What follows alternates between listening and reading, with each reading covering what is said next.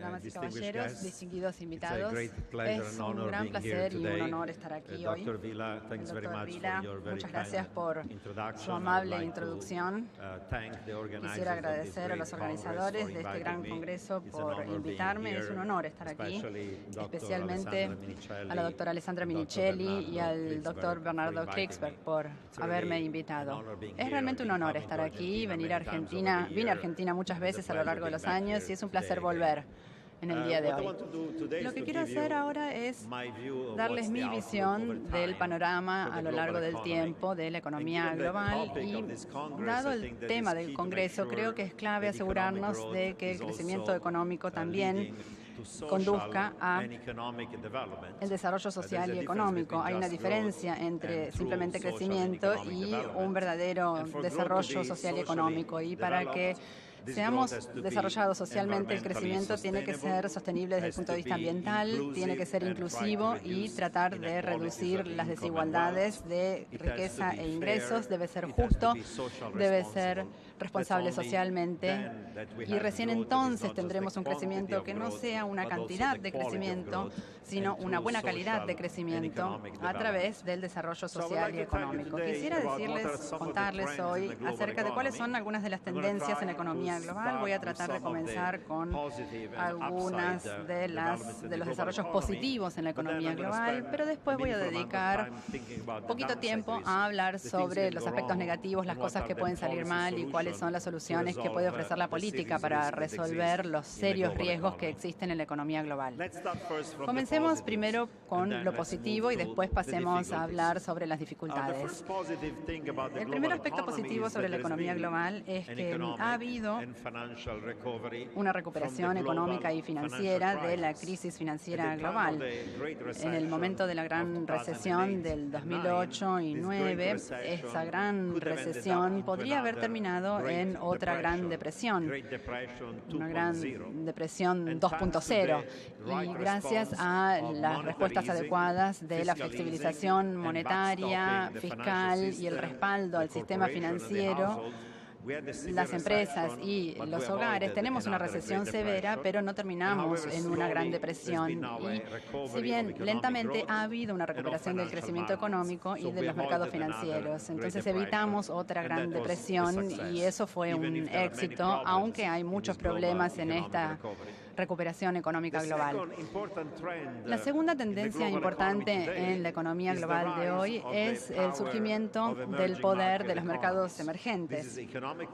Esto es poder económico, comercial, financiero. Hoy, ya aproximadamente el 50% del PBI global proviene de los mercados emergentes, a diferencia de las economías avanzadas o de los mercados desarrollados, las economías tradicionales, industriales, y hasta 2/3 del crecimiento global en el día de hoy proviene de mercados emergentes con fuerte crecimiento. Ahora, con este surgimiento del poder económico, financiero y comercial, viene también el surgimiento de un poder político y geopolítico. Históricamente, el grupo de países que conducían la economía global y las políticas de la economía global eran el G7, el club de las economías avanzadas e industrializadas, pero el G7 se volvió obsoleto y ahora el órgano que desarrolla las políticas económicas del mundo globales es el G20. Son países con economías avanzadas, pero hay otros 10 que son economías de mercados emergentes sistémicamente importantes, y uno de los miembros del G20 es, por supuesto, el país de ustedes, Argentina, que es una economía importante a nivel global. Este es el mundo del G20, ya no es el mundo del G7, el club de las economías avanzadas. Y hoy, estos mercados emergentes tienen una mayor influencia sobre las políticas económicas y sobre los debates acerca de cómo resolver y mejorar al sistema político, económico y financiero. La tercera tendencia positiva en la economía global es que si miramos a las empresas, a las corporaciones, en las economías avanzadas y en los mercados emergentes, hoy muchas de ellas ganan mucho dinero, tienen mucho efectivo, por lo tanto, si se vuelven más optimistas acerca de la recuperación económica global, tienen los recursos financieros para contratar a más trabajadores, hacer más gasto de capital en nuevas maquinarias y bienes para construir nuevas plantas y contribuir a este desarrollo económico. Una de las preguntas abiertas es por qué las corporaciones que están sentadas sobre billones de dólares de efectivo y ganancias en Estados Unidos, Europa, Japón, en los mercados emergentes, han sido tan lentas en hacer mayores inversiones en nuevas plantas, fábricas, maquinarias y trabajadores. Son muy cautelosas, están sentadas sobre sus ganancias y no están haciendo tantas inversiones. ¿Por qué pasa eso? Y eso es algo de lo que voy a hablar. Pero el hecho de que por lo menos sean rentables puede ser una fuente de inversión, de creación de empleo por parte del sector privado. La cuarta tendencia que es positiva en el largo plazo es que el proceso del comercio y la globalización continúa. Por supuesto, tenemos que asegurarnos de que el comercio y la globalización sean justos, que sean inclusivos, que no lleven a un aumento de la desigualdad. Pero tener más comercio en bienes, más comercio en servicios, y hoy la tecnología de la información y los servicios incluso ahora son transables, hay más movilidad de capital, tener más movilidad de mano de obra, migración internacional y más intercambio de información, tecnología, tal como lo permite la Internet, es algo que es beneficioso para el mundo. Ningún país es una isla, todos los países pueden beneficiarse de tener relaciones económicas, comerciales y financieras con el resto del mundo, e incluso en América Latina hay un proceso de una mayor integración económica y comercial con Mercosur y otras iniciativas para generar más comercio dentro de la región latinoamericana y con el resto del mundo también. Entonces tenemos que asegurarnos de que sea justo, inclusivo, pero la tendencia en la globalización del comercio es positiva. La siguiente tendencia positiva es que hay grandes innovaciones tecnológicas. Vamos a ver las industrias del futuro. Yo las llamo las ET, las tecnologías energéticas. ¿Cuáles son estas tecnologías energéticas? No solo las energías tradicionales, combustibles fósiles como petróleo, gas y carbón, sino también nuevos combustibles fósiles como el gas y el petróleo no convencionales. Hay una revolución en América del Norte con las fuentes de energía no convencional. Incluso en la Argentina hay grandes reservas de shale gas que pueden ser explotadas para beneficio del país y hay gran cantidad de shale gas en Asia, en Europa y en muchas otras partes del mundo. Además de los combustibles fósiles, que están las economías alternativas, la economía verde, la tecnología limpia, que puede ser una fuente de energía. Entonces, las tecnologías energéticas, TE. La segunda gran innovación tecnológica son las BT, biotecnologías. Cosas como la investigación biomédica, la investigación en células madre, las terapias génicas, la aplicación de todas estas cosas para encontrar formas de mejorar la salud de las personas, que van a poder vivir mucho más tiempo y más saludablemente gracias a todas estas cosas increíbles que están ocurriendo en la ciencia, en la investigación biomédica del mundo. Podremos vivir más tiempo y con más salud en todo el mundo. 3. IT, la tecnología de la información. La web 2.0, 3.0, las redes sociales, Big Data, la integración de los medios tradicionales y los medios en línea. Hay una revolución que se está produciendo, una segunda revolución de la Internet con miles de nuevas aplicaciones. La Internet de las cosas, que va a cambiar la manera en que vivimos, en que trabajamos, en que interactuamos, en que socializamos y nos entretenemos. Esto puede ser una fuente de grandes mejoras para nuestras vidas. 4. MT, las tecnologías de manufactura. Cosas como, por ejemplo, las nanotecnologías, como la robótica, la automatización, también pueden mejorar las vidas de muchas maneras diferentes, ya sea la MT, ET, IT. Hay muchas innovaciones en el mundo provenientes de todas estas tecnologías y gran parte de esta innovación se da en los mercados emergentes como China, India, incluso en América Latina. Entonces, esas innovaciones pueden llegar a muchos lugares diferentes y pueden cambiar y mejorar la forma en que vivimos. La sexta tendencia de largo plazo es la demografía. Gracias a la investigación biomédica podemos vivir más tiempo en las economías avanzadas, ya no 60, 70 años, sino 80, 90 o más con el tiempo. Eso es algo positivo. Entonces, aunque haya un envejecimiento de la población, vamos a vivir más tiempo y más saludablemente. Y en los mercados emergentes hay un dividendo de la población. La mayoría de estos mercados emergentes siguen teniendo altos índices de fertilidad, mucho crecimiento de la población y con las instituciones adecuadas, con muchos jóvenes, puede aumentar el potencial de crecimiento del país. Un país con un mayor crecimiento de la población también puede crecer más rápidamente. Esas son 6 tendencias de la economía global que, si se manejan con las políticas adecuadas, con la gobernabilidad adecuada a nivel nacional e internacional, pueden hacer del mundo un mundo mejor. Sin embargo, tenemos muchos desafíos y para cada elemento del panorama positivo hay muchos peligros que afectan a cada uno de ellos. En primer lugar, dije que la recuperación de la crisis financiera global fue buena, pero esta recuperación ha sido anémica, subpar, por debajo de la tendencia, con bajo crecimiento, baja inflación, riesgo de deflación, alto índice de desempleo en las economías avanzadas. Sí, Estados Unidos y quizás el Reino Unido ahora están creciendo más rápidamente después de 5 años de estancamiento, pero la eurozona, Japón y otras economías avanzadas no están creciendo lo suficientemente rápido. Y creo que uno de los motivos por los que la recuperación ha sido anémica ha sido que la política, la combinación de políticas ha sido inadecuada.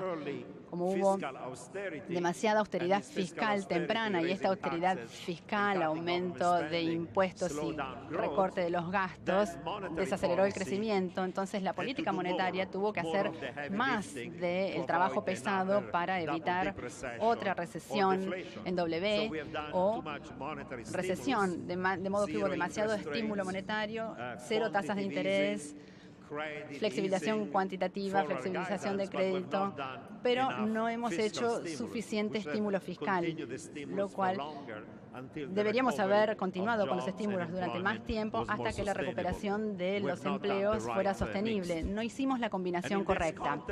Ahora, en este contexto yo diría que, tal como le sugiere el FMI en su reunión anual, hay mucho espacio para la infraestructura social, para la inversión pública.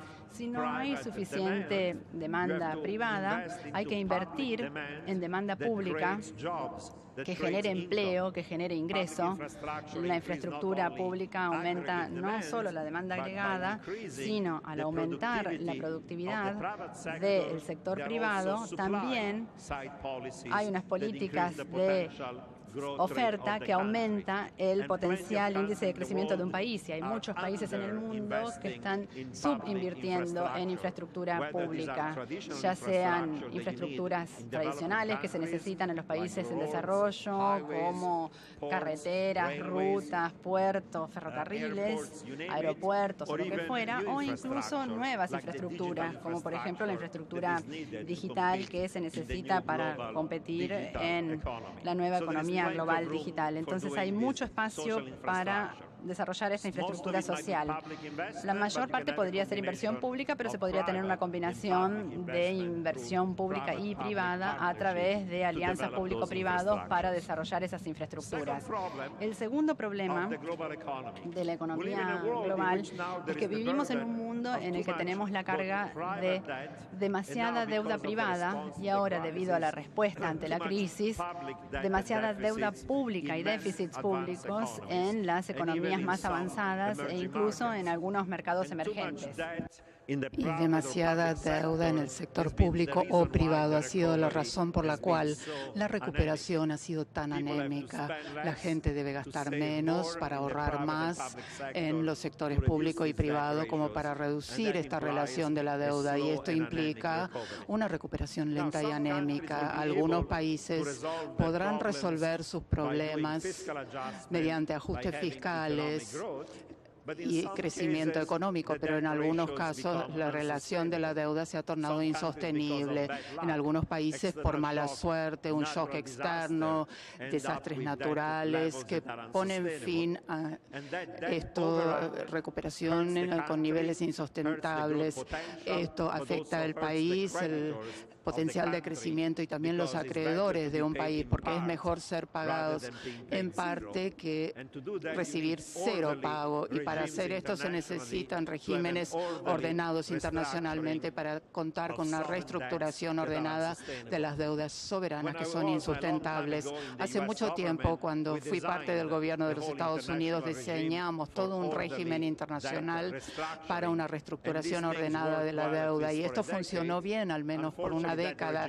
Lamentablemente, ese régimen está siendo cuestionado hoy en día porque hay algunos holdouts que están utilizando el sistema judicial para lograr montos excesivos de beneficios de aquellos países que tienen cargas de deuda insostenible. Y una de estas víctimas de las acciones de estos holdouts ha sido la Argentina. Necesitamos reformar el régimen internacional como para esta reestructuración sea más ordenada y más justa, para asegurarnos de que lo que le ha sucedido a la Argentina no suceda nuevamente. Y hay algunas iniciativas hoy día en el ámbito internacional, en Naciones Unidas y en otros organismos, para tratar de reformar el sistema, para asegurarse que exista una reestructuración justa y ordenada y que no se ponga fin a esto a través de los fondos buitre.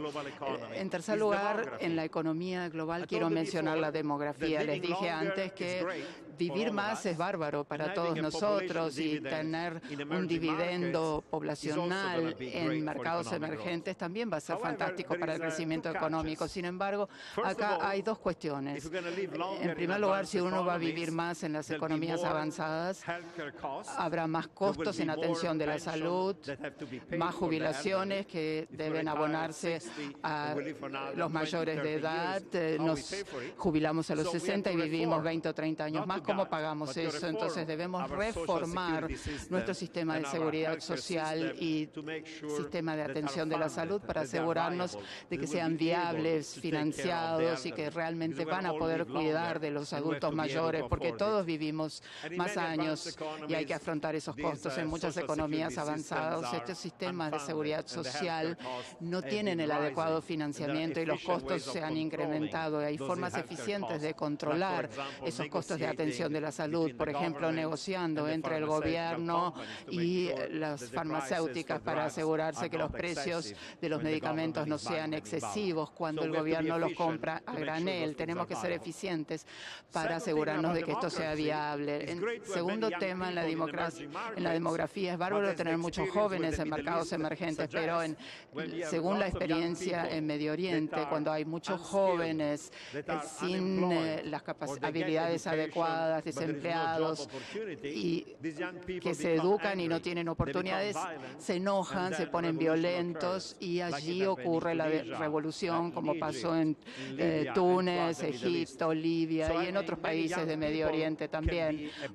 Tener muchos jóvenes puede ser una bendición para un país, pero también puede ser una maldición si estos jóvenes no reciben la educación apropiada, la capacitación adecuada y política económica que realmente aumente la creación del empleo y les brinde mejoras sociales, sino muchos jóvenes desempleados va a conducir a una inestabilidad política, social, y va a llevar a la violencia y a la revolución. Tenemos que darle oportunidades a los adultos mayores, pero también a los jóvenes que deben tener esperanzas en un futuro mejor. Hay que trabajar mucho en torno a las políticas gubernamentales correctas para asegurarnos de que les brindamos a los jóvenes estas oportunidades. El cuarto tema con la economía global. Les dije que el surgimiento de los mercados emergentes ha sido un éxito y van a ser un impulsor importante del crecimiento global. Pero en el último año, sin embargo, los mercados emergentes se han desacelerado un poco. Y hay que preguntarse por qué las estructurales y las cíclicas que han llevado a esta desaceleración. Creo que hay algunos factores externos. Hay tres vientos de cola que han apoyado el crecimiento de los mercados emergentes en las últimas 3 décadas y ahora son vientos de frente que están desacelerando los mercados emergentes. ¿Cuáles son estos vientos de frente? China crecía un 10 o 11%, pero eso ya no es el caso. Ahora crece a un 7% y en los próximos años podría ser un 6 o 5%. Esto es negativo para los mercados emergentes que vendían commodities a China. En segundo lugar, estábamos en un mundo de políticas, de cero políticas en Europa, en Japón. La Reserva Federal, el Banco Central, elevado ahora a partir del año que viene de cero las tasas de interés a tasas más elevadas. Por eso en los últimos años los inversores buscaban rendimientos en los mercados emergentes y toda esta liquidez iba hacia los mercados emergentes. Ahora la liquidez va a empezar a salir de estos mercados. El año pasado ya tuvimos lo que nos mostró la Reserva Federal cuando nos mostraron el fin de esto. Entonces el capital quizás empiece a salir de los mercados emergentes. Después, otro viento de frente que tenemos es que el superciclo de los commodities o productos básicos creo que ya se terminó.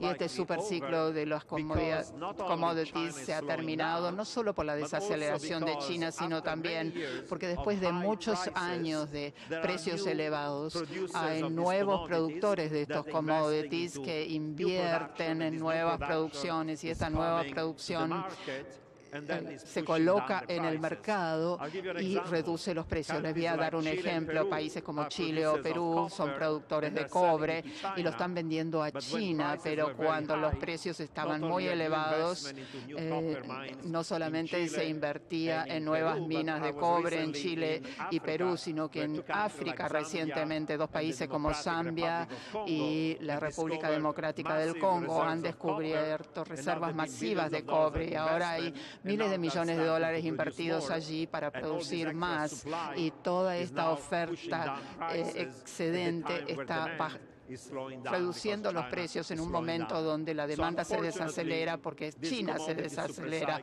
Lamentablemente, este superciclo de los commodities ya está llegando a su fin, no en todos los commodities, en general en los metales industriales que requiere China. Los commodities blandos como los agrícolas, granos, soja, seguirán teniendo mucha demanda en el futuro porque China se está tornando un país más rico, la India también, quieren más alimentos de mayor contenido proteico, entonces los granos y la soja de Argentina, Brasil, enviados a Asia y otros mercados emergentes, esas exportaciones van a continuar, pero algunos exportadores de commodities van a sufrir y hoy debido a la revolución del shale gas y shale oil hay una caída allí también. Entonces aquellos países que son netos exportadores de petróleo y energéticos también van a quedar sujetos a menores precios y menores beneficios. Ese es otro cambio que se está dando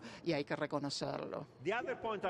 El otro punto que quiero plantear de los mercados emergentes es el siguiente. Algunos de estos mercados emergentes en aquellos buenos tiempos donde teníamos ese viento de cola se pusieron un poco más fiacones y no siguieron las políticas crediticias donde algunos excesos macroeconómicos y ahora tienen que ajustarse el cinturón, ajustar las políticas fiscales, monetarias y el crédito y esto también lleva a la desaceleración y El punto final que quiero plantear de los mercados emergentes es que es muy fácil crecer rápidamente cuando es muy pobre porque se moviliza mano de obra, capital y uno cuenta con buenas instituciones y por un tiempo pueden crecer de ser muy pobres a ingresos medios. Una vez que uno llega a eso, corre el riesgo de estar atrapado en ese ingreso medio y una docena de mercados emergentes solamente han podido pasar de ingresos medios a ingresos superiores y para trasladarse de esta manera no es suficiente movilizar mano de obra y capital. También hay que implementar otras reformas que incrementan la productividad del país. Hay que invertir en infraestructura, en educación, en capital humano, en capital físico, en instituciones más fuertes, en cosas que lleven a desarrollo, investigación, innovación, como para poder ser parte de este mercado global digital para crecer más rápidamente. El riesgo es que algún país a lo mejor queda atrapado en el ingreso medio. Algunos van a tener éxito, pero lleva políticas económicas muy sólidas para asegurarse que se realizan las inversiones correctas en infraestructura, capital humano, instituciones. De lo contrario, esa segunda etapa de crecimiento puede no darse. El quinto punto que quisiera plantear y que es un desafío en la mayoría de las economías avanzadas, en Europa, Japón, por ejemplo, pero también en muchos mercados emergentes, uno debe implementar reformas estructurales y estas reformas que se necesitan para incrementar el crecimiento potencial son diferentes según los países y, como ya dije, uno necesita las políticas económicas y sociales correctas para implementar estas reformas. La economía política de las reformas es que algunos de los costos son de corto plazo, admitámoslo. Lleva sacrificios poder reformar estructuralmente la economía de uno y convertirla en más productiva, pero los beneficios se ven a mediano y largo plazo solamente y por ende, como los políticos necesitan ser reelectos, muchas veces en economías avanzadas no se han implementado estas reformas estructurales porque se paga un precio político por ello y esto ha llevado a un crecimiento más bajo. Necesitamos instituciones que miren hacia el futuro y a largo plazo y no a 4 o 5 años. Tenemos que pensar en nuestros hijos y en otras generaciones. Hay que cuidar también el medio ambiente y pensar en inversiones que pueden costar en el corto plazo, pero convertirá al mundo en un mundo mejor y más sustentable a mediano plazo. Esto es complicado, tanto en una democracia, así como en algunos regímenes autocráticos que existen en el mundo como China. Los chinos han pospuesto algunas de estas reformas estructurales porque son políticamente difíciles de implementar. El sexto factor, que es una preocupación, es el incremento en la inequidad de ingresos y de riqueza. Ocurre en las economías avanzadas y en los mercados emergentes. Antes de pensar en qué hacer respecto de la inequidad, debemos entender las causas en este incremento en la desigualdad. Creo que hay varias causas. Algunos hoy día dicen y le echan la culpa a la parte monetaria que ha llevado a una reflación de los activos. Y como la riqueza no está bien distribuida, los ricos tienden a tener una mayor proporción. En Estados Unidos el 60% de la riqueza lo tiene el 10% de la población. Entonces, cuando sube el valor de los activos, los bonos, las propiedades, son los más ricos los que se benefician más de esa reflación. Sin embargo, hay muchas otras tendencias que llevan a este incremento en las desigualdades. Parte de esto es la innovación tecnológica que tiende a ser intensiva en cuanto a capital y ahorra en mano de obra, y esto es un problema. Parte está impulsado por el comercio y la globalización también, aquellos trabajos para operarios que no requieren grandes capacidades, pero aún también los trabajos de oficinistas ya no se hacen en Estados Unidos, en Europa, en Japón, y ahora se realizan en los mercados emergentes, Asia y y otras partes del mundo también. Y esta tendencia habrá de continuar. Entonces, aquellos para operarios, oficinistas, intensivas en mano de obra, están siendo reemplazados por empleos en India, China, y no solo en la manufactura, sino los servicios también cada vez más son comerciables. Entonces, call centers en Manila, Bombay o Bangalore están creando parte de esos empleos de oficina. Otro factor importante es lo que la gente llama el efecto superstar, o que el ganador se lleva todo. Si uno es un gran banquero, comerciante, o un star del rock, una estrella del rock, un economista conocido, un doctor. Hoy día el mercado no son millones de personas, sino miles de millones. Así que aquellos que están en la cima de la distribución de todas estas capacidades se llevan una participación desproporcionada de los beneficios que provienen de estas economías de escala con un mercado de miles de millones. Y la superestrella lleva a que el 0.1% y el 0.01% obtiene la mayor participación de todos estos beneficios a expensas de todo el resto del mundo. Hemos visualizado esta tendencia donde la relación entre el ingreso de los gerentes respecto de los trabajadores era 20-1 y ahora es 100-1 y se está incrementando aún más. Estas son tendencias realmente preocupantes. Y la última razón por la cual hay una mayor desigualdad es que las élites económicas y financieras tienen poder político. Con poder político y el dinero y el lobbying, ellos pueden comprar más que los votos y tomar decisiones en políticas tributarias, regulación, competencia, para que les resulte ventajoso en muchos países. Y hemos visto en los Estados Unidos los efectos del dinero y la corrupción que esto trae aparejado para el sistema político y los resultados que tiene sobre las políticas económicas. Estos son los diversos factores que llevan a una mayor desigualdad. Ahora, quizás se preocupen por la desigualdad porque es socialmente injusto y una mayor desigualdad puede llevar a una inestabilidad social y política, la reacción que puede haber, inclusive una revolución, pero también hay un argumento económico de por qué la desigualdad es mala y la desigualdad lleva a un menor crecimiento económico, porque cuando uno tiene una mayor desigualdad, uno transfiere ingresos de la mano de obra al capital, de los salarios a las ganancias. El ingreso pasa de los hogares a las corporaciones y por ende uno transfiere riqueza e ingresos de aquellos que tienen una gran propensión a consumir y gastar, a aquellos que tienen una propensión menor a gastar y una propensión mayor a ahorrar, que son la gente pudiente y las empresas ricas. Entonces, esa redistribución del ingreso significa que uno tiene menor ingresos para la mano de obra, menos consumo y menos inversiones también.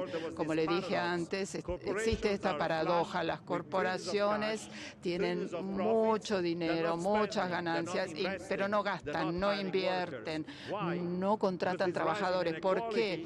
Porque esta desigualdad creciente lleva a un menor consumo, porque hay menor incremento en la mano de obra. Si no hay tanto consumo, hay una capacidad excedente y las empresas no quieren invertir en otras plantas si ya hay una capacidad de excedente. Entonces, el riesgo es que uno podría tener un problema fundamental, porque la desigualdad del ingreso desacelera el crecimiento y puede llevar también a afectar todo el sistema de mercado. Además de que la desigualdad sea injusta y lleva a la inestabilidad, también es algo económicamente negativo. Todas las empresas en Estados Unidos y en Europa deben sobrevivir y prosperar, deben alcanzar los objetivos de ganancias de Wall Street, pero están reduciendo tengo costos y costos laborales, pero mi costo laboral es el ingreso laboral de otra persona y el ingreso laboral de otra persona es su consumo. Y por lo tanto, este recorte de costos y de trabajos y del equilibrio lleva a un menor crecimiento económico y es incluso negativo para esas mismas corporaciones que actúan así. Entonces, todas las empresas a nivel individual se comportan de una forma que es racional, quieren sobrevivir y prosperar, pero en la suma total, el crecimiento potencial del país se reduce. Y es por eso que tener una política económica que sostenga un salario mínimo, productividad, que aumente los salarios, son las que deben impulsar la participación del ingreso de los trabajadores para que el crecimiento sea sostenible, si no, se va a destruir. Esto me lleva al punto adicional sobre el rol de la tecnología. Como dije, la innovación tecnológica se está volviendo cada vez más intensiva en capital, con una inclinación hacia las habilidades y ahorrar mano de obra. Entonces uno tiene mucha innovación, mucha más producción, mucha más productividad.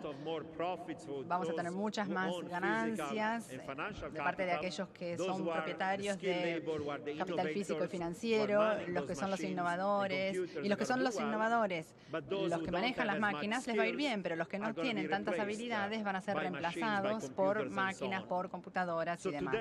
Entonces, hoy, un radiólogo en Bombay puede hacer el mismo trabajo que un radiólogo en Nueva York por un quinto del sueldo. Pero mañana va a haber un software que pueda hacer el mismo trabajo más barato que cualquier radiólogo en Nueva York o en Bombay.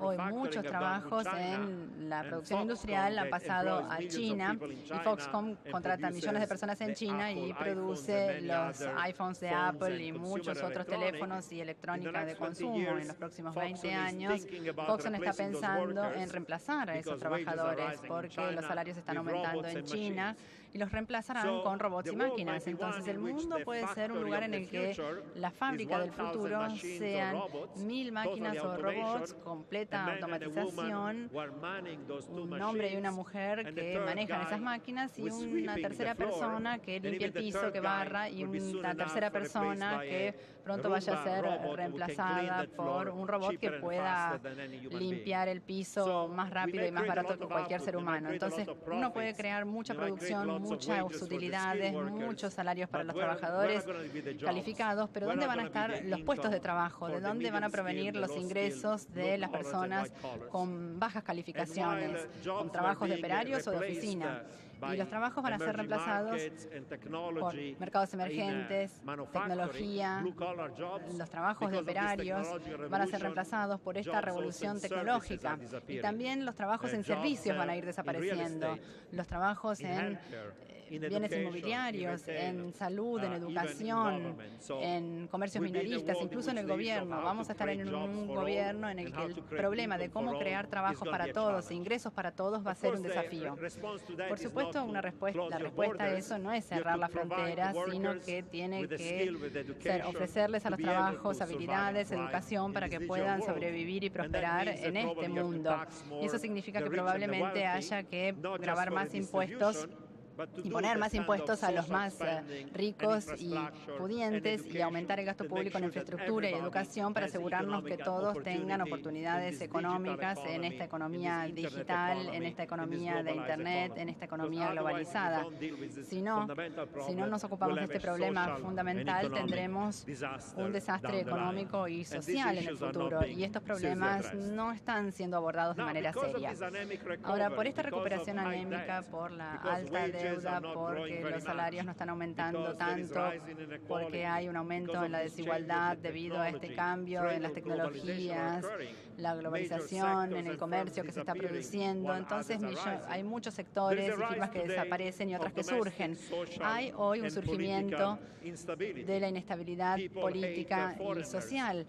Hay gente que odia a los extranjeros, hay fuerzas antiinmigratorias en todo el mundo. La gente culpa al comercio y a la globalización por lo que pasa con sus vidas. Hay un surgimiento de partidos muy extremistas, de derecha, populistas en Europa.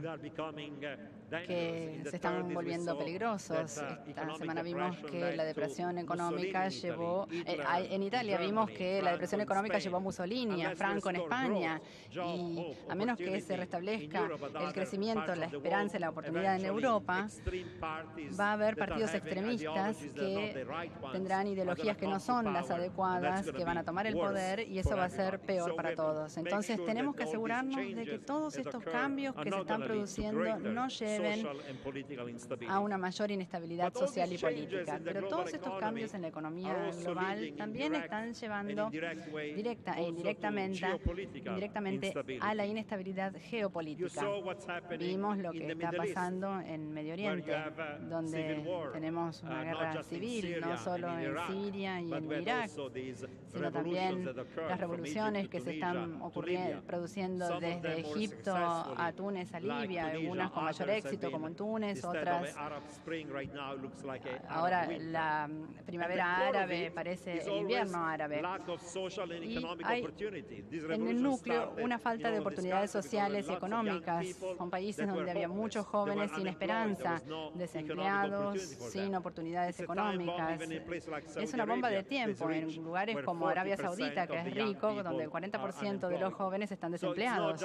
Entonces no se trata solamente de clivajes o diferencias religiosas o étnicas donde la gente se mata entre sí, sino que se trata de falta de oportunidades económicas que llevan al fanatismo religioso, al extremismo, a la violencia. Entonces tenemos que abordar las causas de raíz económicas de este tipo de inestabilidades. Tenemos el Medio Oriente, pero también tenemos el conflicto entre Rusia y Ucrania, que tiene que ver con la economía. Tenemos las disputas territoriales en Asia, en China y otros países a sus alrededores, lo que está pasando en Hong Kong. Además de los problemas geopolíticos, hay también problemas geoeconómicos. Hoy nos preocupamos por el ébola, pero hace algunos años teníamos el SARS, la fiebre aviar.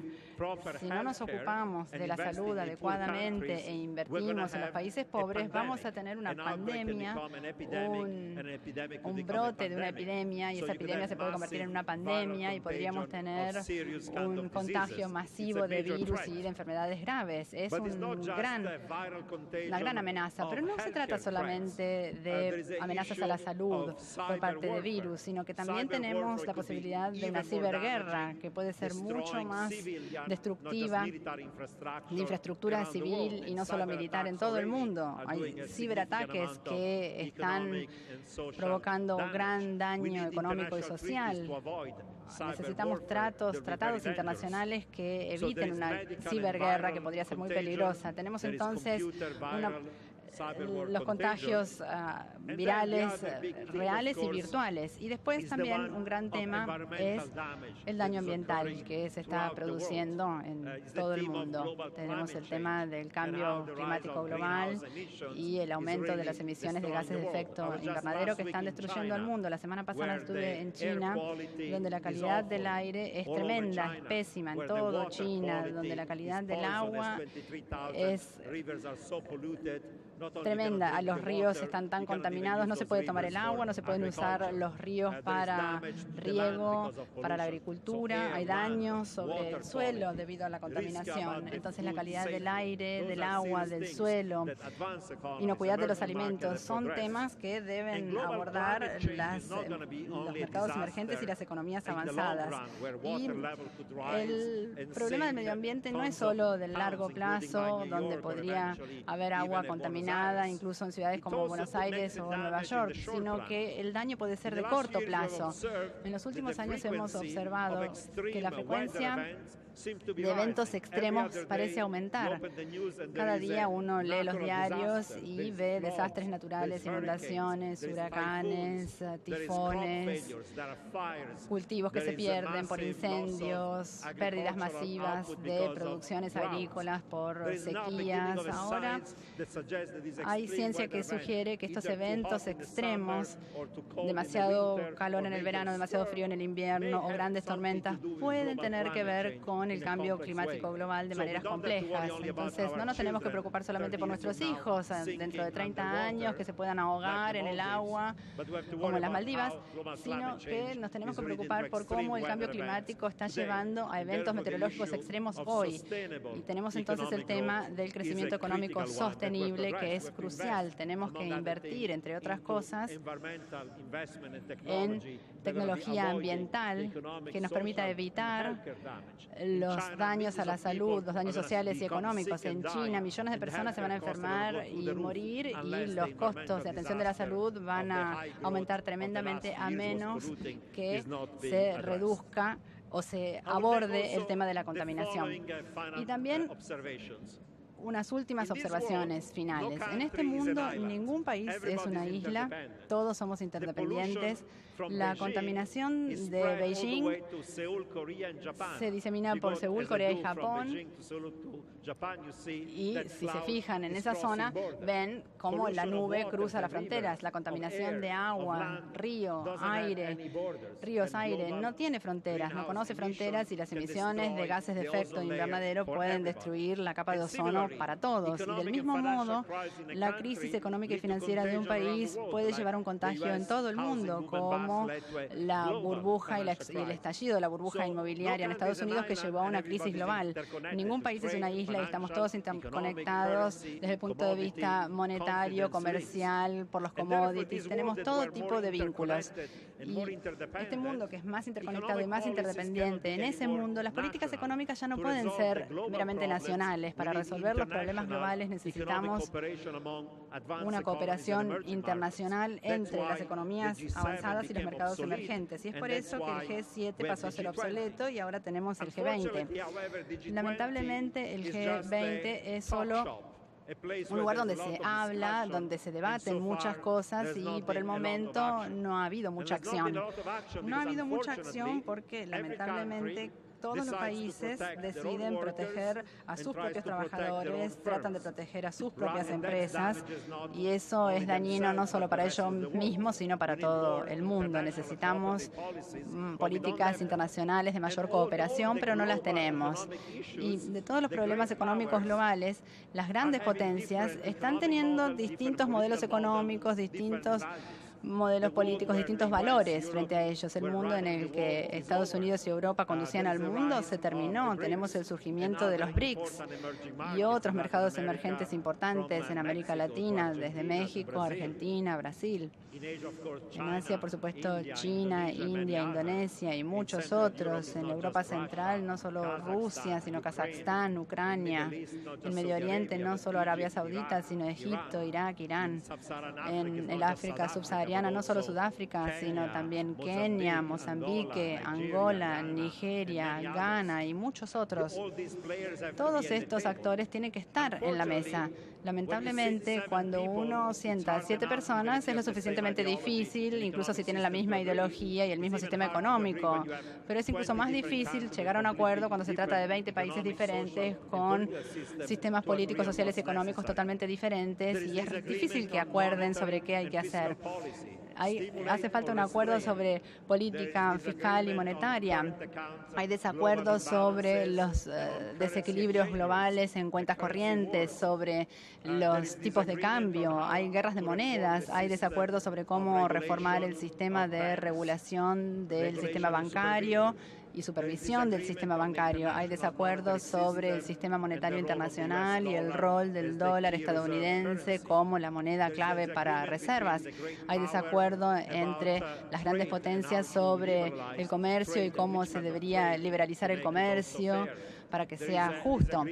Hay desacuerdo acerca de cómo lograr la seguridad energética y alimentaria en todo el mundo. Y, por supuesto, hay desacuerdo respecto de los grandes problemas geopolíticos de nuestra época, ya sea Asia, Hong Kong, Taiwán, Corea, o el Medio Oriente, o Siria, o Rusia, Ucrania, y muchos más. Vivimos en un mundo en el que somos más interdependientes, necesitamos más gobernabilidad, gobernanza global, pero en cambio todos tienen distintas opiniones sobre todos estos problemas globales sobre los que tenemos que llegar a un acuerdo para encontrar una solución global. No tenemos una solución global para ellos. Es por eso que los congresos como este, que son internacionales, donde hay gente de distintos países que viene a debatir, a encontrar soluciones comunes para los problemas sociales y económicos de nuestra época, son tan importantes. Y voy a concluir diciendo que el crecimiento no es lo mismo que el desarrollo social y económico. El crecimiento debe ser sostenible desde el punto de vista ambiental, el crecimiento debe ser inclusivo y reducir la desigualdad. El crecimiento debe ser justo para todos, donde tenemos comercio y globalización, y el crecimiento debe ser socialmente responsable porque de otro modo no es justo ni legítimo. Y necesitamos trabajar juntos y cooperar entre nosotros en foros como este y otros para lograr el tipo de cooperación internacional, económica, social y política que vaya a hacer del mundo un lugar mejor. Hay muchos problemas, hay muchos desafíos, pero también hay muchas buenas soluciones que ofrece la gente del sector privado, los grupos sociales, los gobiernos, que todos trabajando juntos pueden lograr un mundo mejor para todos nosotros. Todas estas tendencias positivas deben poder seguir en la economía mundial y van a ser de beneficio para todos en lugar de ser de beneficio para unos pocos que están en la cima de la distribución de los ingresos. Muchas gracias por su atención y con gusto responderé a sus preguntas si las tienen.